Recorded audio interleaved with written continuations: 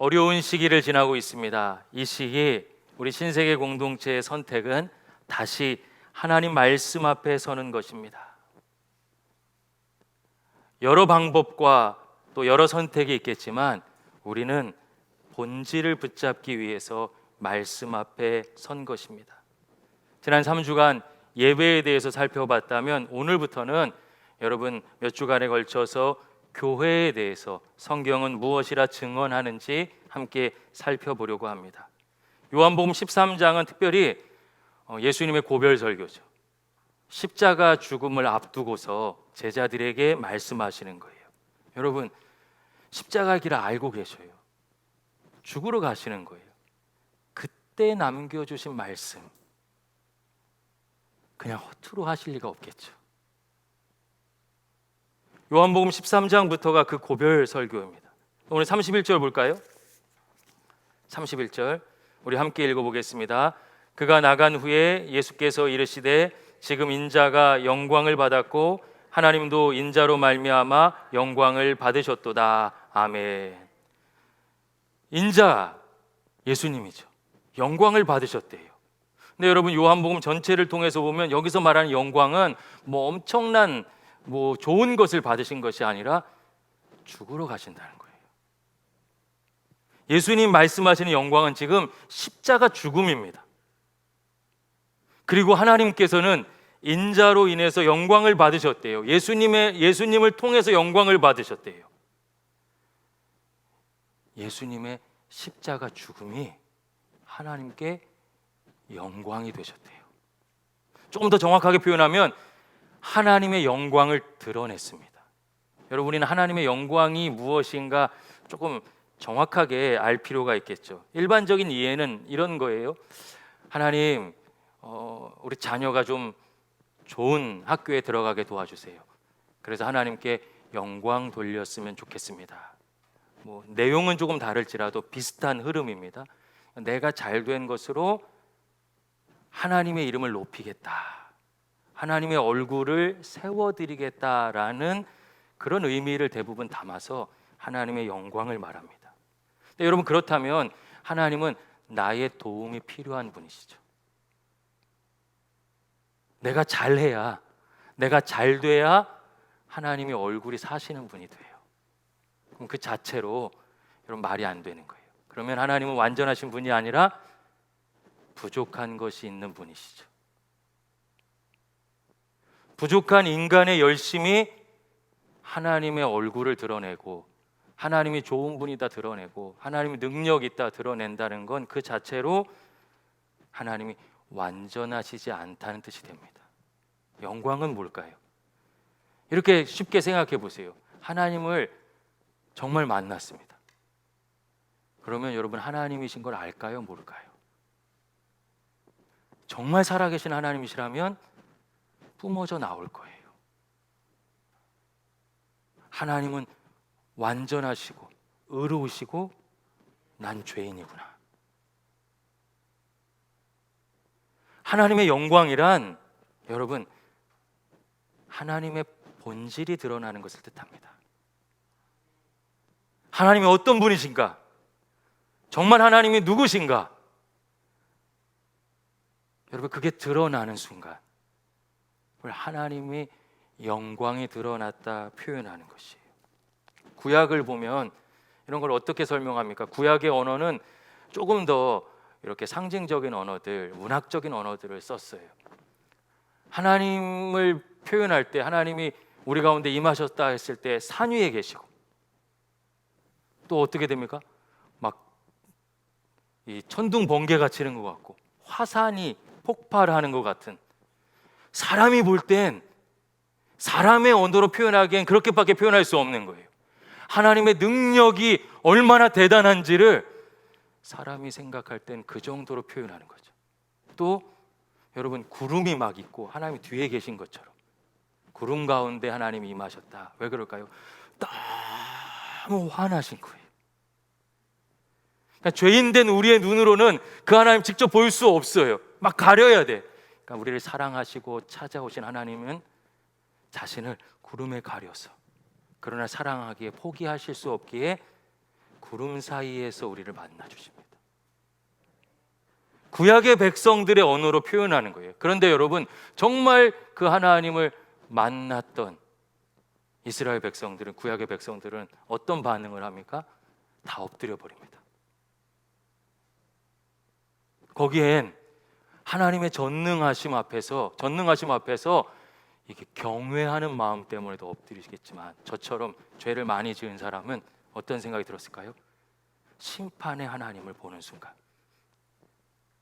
온전하신 하나님을 보는 순간, 의로우신 하나님을 보는 순간, 아이코, 난 죽었다.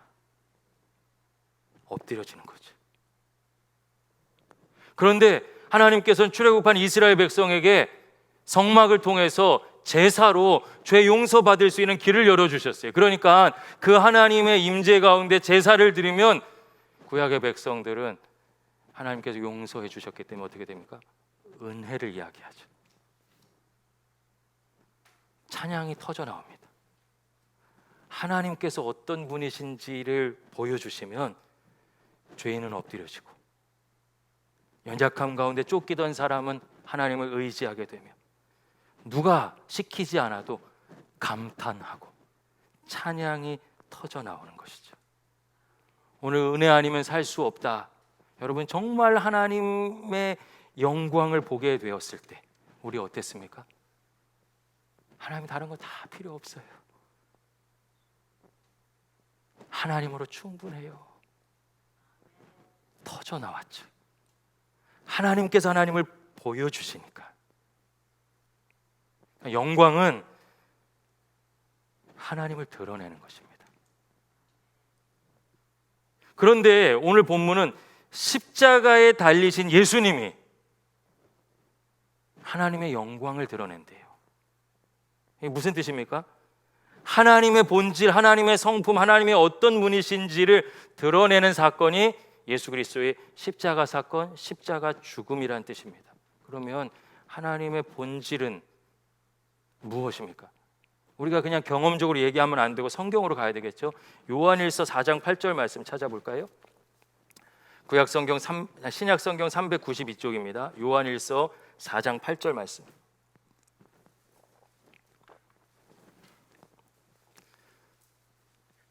요한일서 4장 8절 말씀 우리 함께 읽겠습니다. 사랑하지 아니하는 자는 하나님을 알지 못하니 이는 하나님은 사랑이시라. 아멘. 하나님의 속성, 하나님의 본질, 하나님의 성품에 대해서 성경이 뭐라고 증언하고 있습니까? 하나님은 어떤 분이시라고요? 사랑이시래요. 사랑.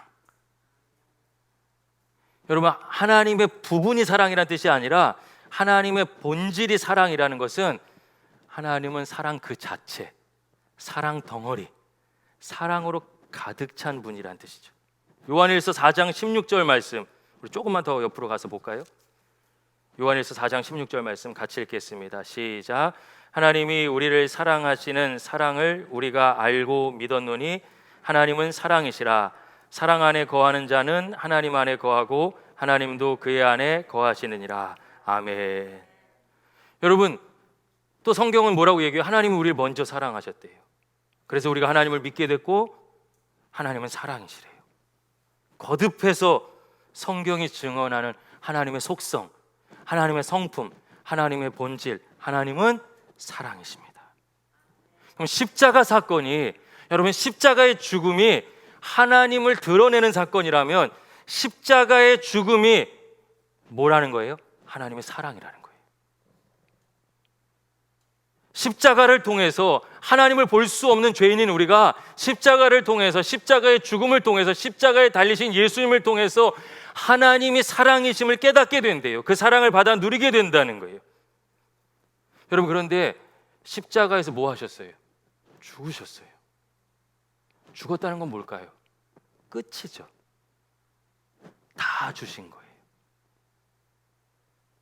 주시지 않은 것이 없는 사랑, 그게 십자가의 죽음입니다. 아유, 그냥 재물 되셨으니까 돌아가셨어가 아니라 더 이상 줄 곳 없는 상태, 죽음이죠. 다 준 거예요. 여러분, 로마서 8장을 보면 나중에 죽음까지도 우리를 향한 하나님의 사랑을 끊어낼 수 없다, 기쁨이나 높음이나 생명이나 죽음이나 쫙 다 얘기하잖아요. 왜요? 모든 것을 이미 다 쏟아부어서 사랑해 주셨기 때문에 세상에 존재하는 어떤 것도 우리와 하나님 사이에 끼어들 수 없다는 거예요. 그게 십자가의 사랑입니다. 충격적이죠. 여러분, 창조주가 피조물을 위해서 죽은 거예요. 기꺼이 내어주었습니다. 그것을 통해서 사랑을 증명했어요. 여러분은 특히 여기 계신 어머니들, 우리 권사님들, 여자 집사님들은 좀 이해하실 거예요. 남자들, 아빠들은 좀 그렇게 잘 못하는 것 같은데, 자녀가 아프면 우리가 자녀를 위해 기도하잖아요. 치료해달라고, 낫게 해달라고. 그런데도 오랫동안 낫지 않아요. 그러면 엄마는 이렇게 기도하죠. 차라리 제가 아프게 해주세요. 내가 사라져도, 나를 다 주어도 아깝지 않은 사랑. 여러분, 우리 하나님의 형상으로 지음받았기 때문에 우리의 삶의 모습을 통해서 완벽하진 않지만 우리는 하나님의 사랑을 가늠해 볼 수 있습니다. 하나님이 하시기에 제일 쉬운 방법은 죄 지었으면 심판하시면 되죠. 창조하신 분 있잖아요. 그럼 그분이 또 사람을 창조하실 수 없을까요? 다 가지고 계셔요. 그러실 수 없는 거예요. 왜요? 사랑하니까. 차라리 나를 아낌없이 다 주어서 내가 사라질지라도 내 새끼들 살리겠다는 아버지의 마음이죠. 십자가 죽음이 그것을 드러내는 것이, 예수 그리스도의 십자가가 그 사랑을 증언하는 거죠. 보여주는 거예요. 실제화시키는 거예요. 우리 마음에 새겨주는 것입니다. 그래서 여러분 기억해 보세요. 처음 예수 그리스도를 만났을 때, 예수 그리스도를 내 인생의 구원자요 주인으로 믿고 고백했을 때, 여러분 예수 그리스도가 내 안에 들어왔을 때 그냥 기뻐하는 것만이 아니라 나의 죄된 것들은 고백하게 되고, 그 죄된 것 가운데도 나를 사랑하시고 끝까지 사랑하신 그 사랑 때문에 눈물 범벅 콧물 범벅 되면서 하나님 사랑해요. 할렐루야. 우리가 그랬어요. 지난주에 예배 설교하는 가운데 상한 마음과 통해하는 심령이라고 했죠. 주님 만나니까 내 안에 약하고 더러운 것 다 주님 앞에 내어놓고 주님께서 해결해 주심을 믿기에 여러분 울었다 웃었다. 이게 뭡니까? 실제로 하나님을 만나면 여러분 그냥 찬양은 나오는 거예요. 분위기 때문에 오늘 진짜 찬양 잘 됐다, 은혜로웠다가 아니라 하나님께서 자신의 영광을 계속해서 보여주시고 계신데, 십자가의 사건은 여러분 일회적인 사건인데 영원한 사건이죠. 그럼 지금부터 영원까지, 아니 2000년 전부터 영원까지 십자가의 은혜는 마르지 않습니다. 아멘 좀 작았어요. 다시 이제 십자가의 은혜는 마르지 않습니다. 그래, 막 이렇게 해야죠.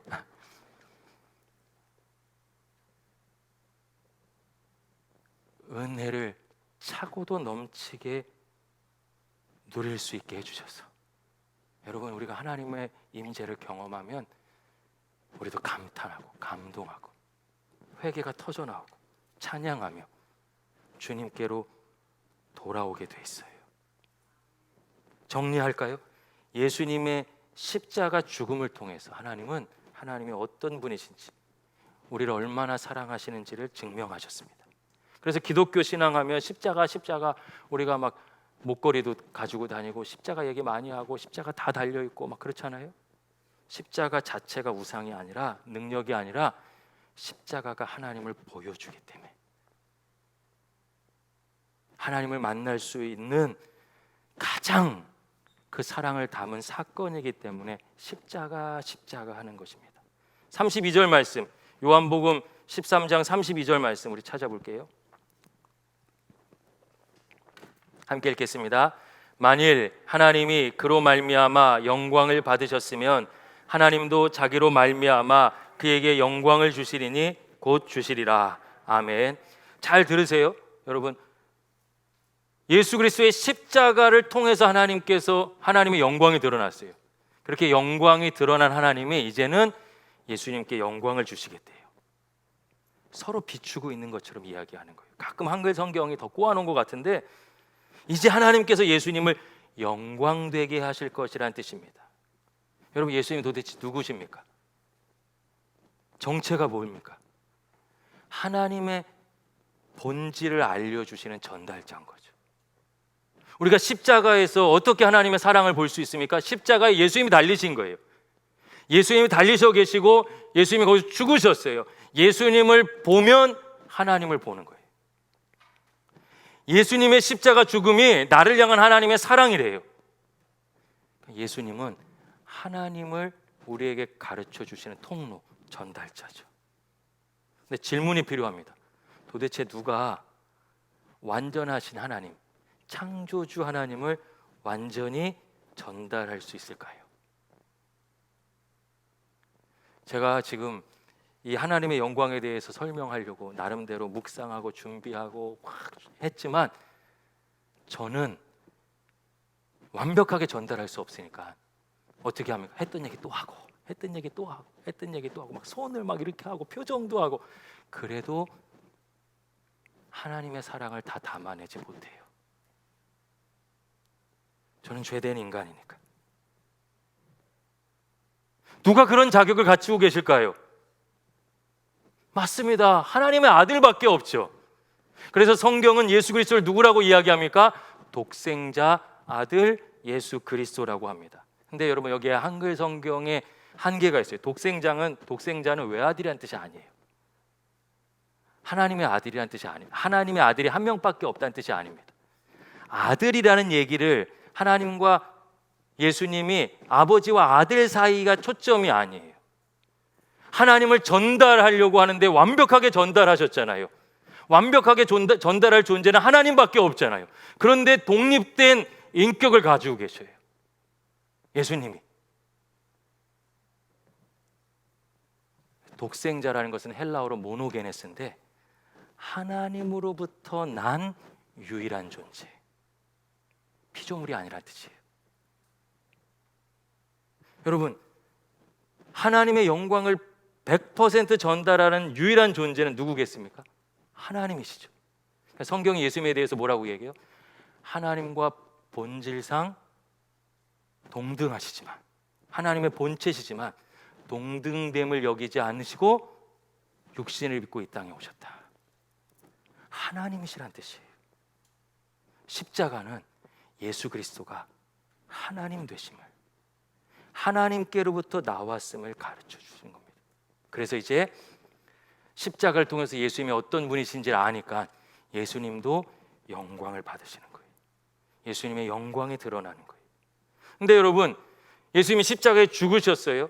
빌라도가 십자가에 못 박았습니다. 유대인들이 예수님을 못 박았어요. 왜 못 박았습니까? 저주거든요. 십자가의 죽음은 저주예요. 완전한 실패입니다. 패배예요. 그런데 그게 어떻게 하나님의 영광을 드러낼 수 있습니까? 세상적인 눈으로 보면 십자가는 실패지만 완전하신 하나님은 이 예수 그리스도의 십자가 죽음을 우리의 모든 죄를 대신하는 제물, 대속의 제사로 받으신 거예요. 사단과 세상은 예수님을 죽이고 자기가 이겼다고 생각하는데 하나님이 얼마나 광대하시고 완전하신지 그들이 꾸민 꼼수가 하나님 손에 붙들리니까 저와 여러분의 죄를 용서하는 희생의 제사 되게 하나님이 바꾸셨어요. 할렐루야. 하나님이 하셨어요.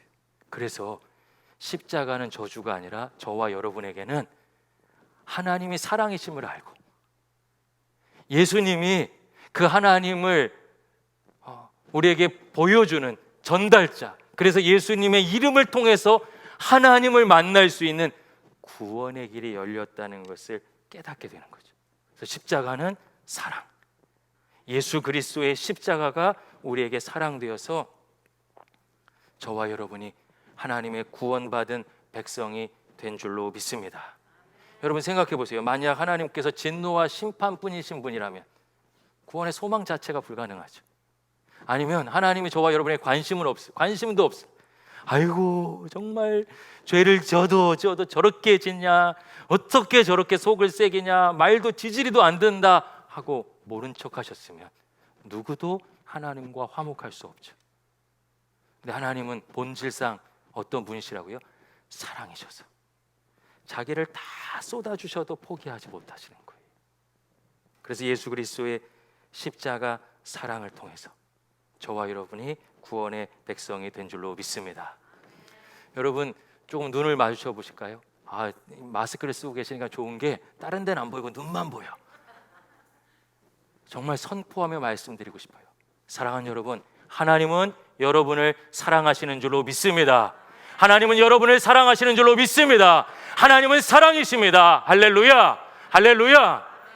하나님 우리를 사랑하셨어요. 여러분, 교회는 바로 이 놀라운 하나님의 영광, 하나님의 사랑에서 시작된 거예요. 예수 그리스도를 통해서 그 십자가의 사랑을 받아 누리고 정결케 돼서 의롭게 되어서 이제 더 이상 세상에 있지만 더 이상 세상의 백성이 아닌 구별된 하나님의 백성으로 부르셨어요. 새롭게 부르셨어요. 에클레시아, 구별된 사람, 부름받은 사람으로 우리를 새롭게 부르셨어요. 그게 교회죠. 교회의 출발점은, 교회의 뿌리는, 교회의 본질은 하나님의 사랑이에요. 하나님의 영광은 결단코 교회를 떠나지 않아요. 건물이 아니라 이 하나님의 사랑을 받은 백성을 하나님의 영광은 떠나지 않는 줄로 믿습니다. 오늘날 부족한 우리 때문에 교회가 훼손되고 때로는 성도들조차도 부끄러워하는 곳이 돼버렸어요. 마트에 가서도 하지 않을 만한 일들, 그런 거 여기 와서 마음껏 해버리는 그런 정말 말도 안 되는 상황들이 이어지지만 그렇다고 교회가 훼손되지 않아요. 이 영광은 사람이 주는 것이 아니기 때문에 하나님 되심을 통해서 저와 여러분이 아무리 엉망으로 살지라도 다시 그 하나님의 영광 가운데로 돌아온다면 누구라도 그 사랑 가운데 회복될 수 있는 것, 그것이 우리를 향한 하나님의 사랑이고 완전함이고 하나님께서 보여주시는 하나님의 모습입니다. 교회는 여러분 하나님의 사랑을 드러내는 은혜의 진원지죠. 사랑이 먼저인 줄로 믿습니다. 오늘을 위기의 시대라고 하죠. 또 어떻게 세상이 펼쳐질지 몰라서 불확실성의 시대라고도 합니다. 뭐가 변할 거래요. 옛날 같지 않을 거래요. 대전환의 시대, 격변의 시대라고도 말합니다. 그때 여러분 우리가 붙잡아야 될 것은 다른 것이 아니에요. 다시 온 세상을 붙잡아 주시고 건져내 주시는 구원의 역사인 하나님의 영광, 하나님의 사랑을 붙잡아야 될 줄로 믿습니다. 다른 것은 필요 없어요. 하나님의 사랑 외에 다른 것은 없습니다. 우리가 왜 예수님을 유일한 구원자라고 합니까? 독단적인 얘기를 하는 것이 아니에요. 이 길을 여신 분이 예수님밖에 없어요. 원웨이, 길이 하나밖에 없어요. 주님만 그 일을 하셨어요. 오늘 설교의 제목이 다시 출발선에 서자입니다. 어떤 출발선인지 좀 감이 오시죠? 한 사람 한 사람 다시 이 하나님의 사랑을 깊이 경험하고 그 사랑에 잠기고 하나님의 영광이 비추이는 그 하나님의 사랑을 회복하는 데서부터 우리 신세계교회가 다시 출발할 수 있기를 소망합니다. 여러분, 그런데 이 하나님의 영광, 즉 사랑을 경험한 사람들을 교회라고 한다고 했죠. 그 교회를 향해서 오늘 본문을 보면 33절에 예수님께서 이제 떠나신대요. 어디로 가시는 거예요? 죽으러 가시는 거죠. 죽으러 가시면서 말씀하시는 게 뭐냐면 이제 너희는 새로운 백성으로 건졌으니까 옛날 방식대로 살 수 없어. 세상 나라 방식대로 살 수 없어. 그렇게 주시는 게 새 계명이에요. 숙제 주신 게 아니에요. 여러분, 시민권자들, 외국 사람들 우리나라 와서 시민권 취득하려고 시험 볼 때 여러분 우리 국사라고 그러죠. 한국사도 배웁니다. 왜요? 그 사람 미국 사람이어서도 이제 한국 사람 돼야 되니까 뭘 알아야 돼요? 한국의 역사 알아야 돼요. 한국의 법도 배웁니다. 한국의 문화도 배워요. 한국의 예절도 배웁니다. 그래서 한국 사람으로 살아가는 새로운 삶의 양식을 배우는 거예요. 새 계명은 내가 이제 하나님의 백성이니까, 내 소속이 하나님의 나라니까 하나님의 나라 백성으로 살아가는 새로운 삶의 방식을 주시는 거예요. 그 새 계명이 뭡니까? 우리 한번 찾아볼까요? 34절 35절 함께 읽겠습니다. 시작. 새 계명을 너희에게 주노니 서로 사랑하라. 내가 너희를 사랑한 것 같이 너희도 서로 사랑하라. 너희가 서로 사랑하면 이로써 모든 사람이 너희가 내 제자인 줄 알리라. 아멘. 여러분 보세요. 사명을 주셨다고 볼 수도 있겠지만 이건 존재 자체가 바뀌었다는 거예요. 난 이제 옛날 시민권이 바뀌었어요. 하나님 나라 소속이 됐어요. 세상 나라 방법으로 살아갈 수가 없는 거예요. 근데 그 핵심이 서로 사랑이죠. 그분의 사랑을 받아 누리고 나누는 삶. 그래서 우리가 서로 살아가는 방식이 사랑이니까 부족하지만 사랑하기 시작하면, 하나님처럼 완전할 수 없지만 사랑하면 세상 사람들이 나를 보고서 어떻게 되는 거예요? 아, 하나님 진짜 계신 분이구나. 정말 예수님이 사람이 만든 존재가 아니라 진짜 살아계시고 나를 사랑하시는 분이구나 깨닫게 되는 거예요. 아, 저 사람 나랑 똑같았었는데 교회 다닌다고 하더니 점점 바뀌네. 변화를 보고서 하나님의 영광을 보게 되는 거죠. 그들이 저와 여러분의 삶을 통해서 하나님의 영광을 보는 거예요. 사랑하는 여러분, 요즘 어디 가서 나 예수 믿는 사람입니다 말하기 쉽지 않죠. 교회 다닌다 얘기하면 부끄럽고 손해 볼 것 같습니다. 교회는 그런 곳이 아니에요.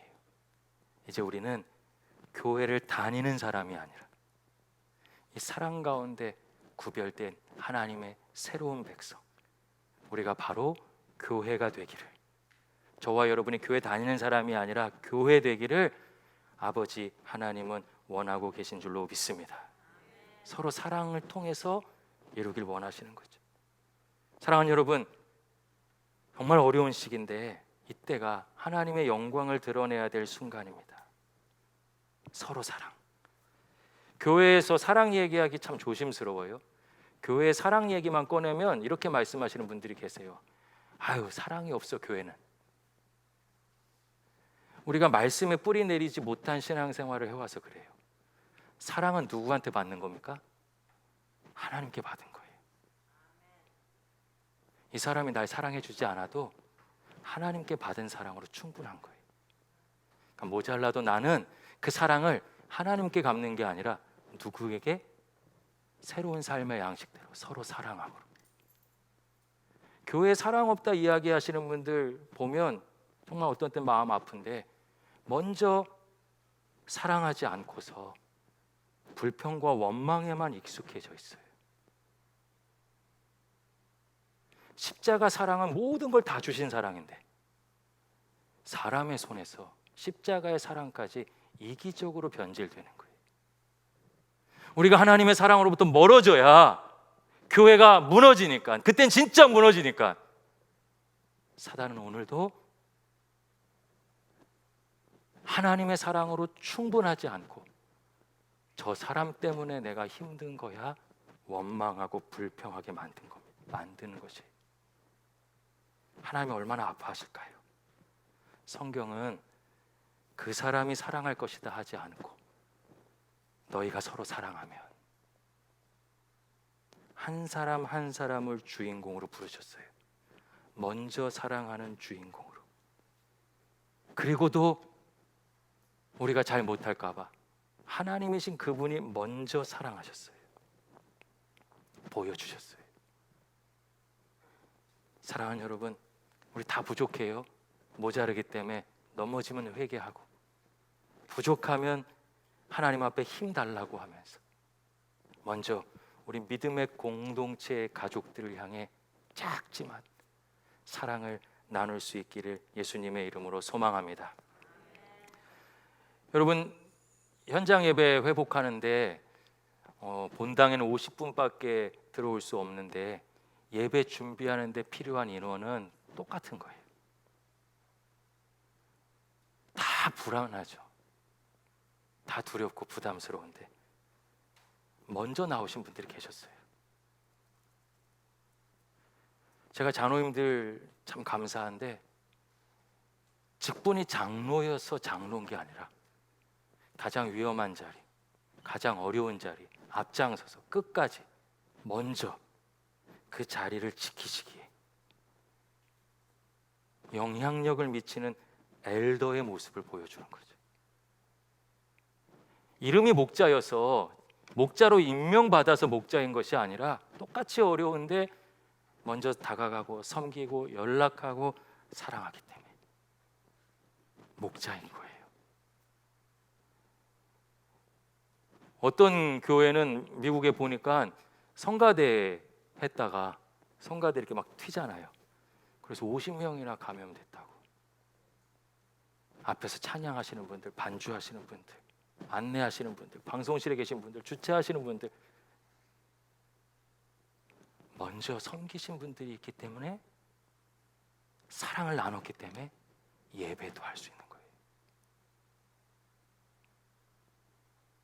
그 마음이 진심으로 들어올 때 또 누군가가 그 사랑을 비추어내는 통로가 되겠죠. 서로 사랑하는 것. 성경은 영적인 장자를 말합니다. 육적인 장자는 자리가 계속 바뀌어요. 영적인 장자는 누굽니까? 더 먼저, 더 많이, 끝까지 사랑하는 사람들, 섬기는 사람들을 장자 되게 하셨고 하나님은 그들을 통해서 일하셨습니다. 오늘 우리 교회에 가장 연약한 지체들이 누굴까요? 이건 연령이나 건강이라기보단 우리 공동체가 가장 어색하고 낯선 분들, 우리 교회 오신 지 얼마 안 되신 분들이겠죠. 그런 상황 속에서 현장에서조차 예배할 수 없다면 예배가 얼마나 어려웠을까요? 한 번도 누군가로부터 연락이나 관심 받지 못한 분도 계셨을 거예요. 그래서 다시 저와 여러분을 통해서 아버지의 마음 가지고 다가가길 원하시고 그렇게 익숙한 관계를 넘어서서 새 계명에 순종하는 한 사람을 하나님은 오늘도 찾고 계시다고 믿습니다. 여러분, 저도 생각만 하면 머리가 복잡해지고 아무것도 못해요. 그냥 먼저 연락하시면 됩니다. 우리 교회는 제가 그런 말씀 드렸죠. 한 달만 다니시면 새가족 이름 딱 대고 우리는 헌가족은 아니고 헌신자, 중의적 이름이에요. 헌신하는 분이라는 의미. 서로 연락하는 거예요. 서로 기도해 주는 거예요. 거기에 한 가지만 덧붙여서 꼭 실천하고 싶은 사랑이 있습니다. 지난주 매일 성경 묵상하는 가운데 시편 20편을 묵상하는데 너무 큰 도전을 받았어요. 전쟁을 앞두고 있는 이스라엘이 왕을 위해서 백성들이 기도하는 겁니다. 왕을 위해서 백성들이 중보기도해요. 그런데 전쟁의 승리를 위해 기도하지 않고 왕의 예배를 받아달라고 기도합니다. 하나님, 우리 왕이 드리는 소제를 받아주세요. 우리 왕이 자기의 죄를 하나님께 고백하고 정결케 되려고 하는 번제를 받아주세요. 왕의 예배의 성공을 위해 기도합니다. 왜냐하면 전쟁의 승리는 세상의 군사력이 아니라 하나님께 달려있기 때문에 하나님, 우리 왕과 함께 해주십시오라는 마음 가지고 예배의 성공을 위해 중보합니다. 우리 믿음의 가족들이 서로를 위해 나눌 수 있는 가장 큰 사랑 중에 하나는 관심 가지고 연락하고 또 돌아보는 것도 있겠지만 한 가지 더, 예배의 성공을 위해 중보해 주시는 거예요. 여러분, 예배를 위해서 기도해 주십시오. 옆에 계신 분들 잠깐 눈 좀 마주쳐 보실까요? 이렇게. 여러분, 마스크 쓰고 있어서 그렇게 보이는 거지 째려보는 거 아니에요. 내 옆에 있는 믿음의 가족의 예배의 성공을 위해 기도해 주십시오. 새 가족의 예배의 성공을 위해 기도해 주십시오. 한 명만 더 떠올려 볼까요? 요즘 고3들 마음이 어떨까요? 우리의 자녀들, 그들의 예배의 성공을 위해서 기도해 주십시오. 이제 말씀을 정리하겠습니다. 사랑하는 여러분, 다시 이 출발선에 함께 서고 싶습니다. 함께 손잡고 나가고 싶습니다. 얼마나 많이 모이느냐, 목회할수록 별로 안 중요한 것 같아요. 얼마나 하나님의 영광을 경험하는 예배자인가,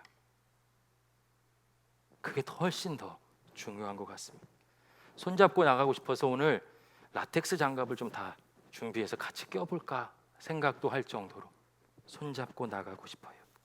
그렇게 함께 교회다운 교회, 하나님께서 기뻐하시는 교회를 세워가고 싶습니다. 이 거룩한 일로 저와 여러분을 부르셨는데 함께 아멘으로 순종하는 우리 모두 될 수 있기를 예수님의 이름으로 축복합니다. 기도하겠습니다.